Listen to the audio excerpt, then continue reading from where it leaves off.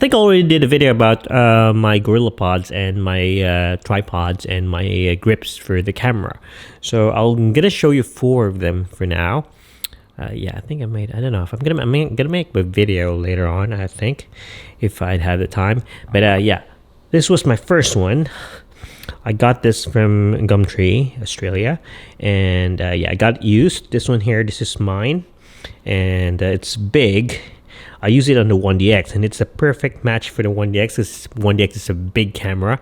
This one is so strong, so I've been using that for a while. And then I'll move on to this.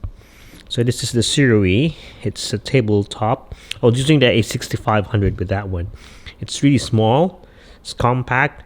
It's nice. But later on, I was using the A7 III, and I got this one here. This is the Joby GorillaPod 3000. Forgot. Yeah, it's not the largest one, but it's good. It can handle the A7 III with my grip, and no, not the battery grip, but the really wide stuff base plate. So it's really good. It's small, it's strong, it's made of metal. And this one here got from Carlo.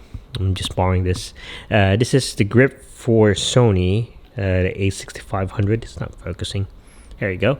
And then, yeah, it has the switches. You can click on record and do everything else there. It's a nice one. It's just too small, but it's also a tripod. Like you can oh fuck, it's hard to do with one hand. You can do that, so it's a tripod also. So these are the ones I've been using. For today, I'm using the A6600 with a big Rode mic, the video mic pro, I don't know, the big one, and Video Mic Pro Plus. Yeah, that's it. Shit. So I'm gonna be using this because it goes with the size. That's good enough, but love the longer handle. I'm using a 24 mil, so it's tough. So I'm gonna put this back to where I got it, to my storage area.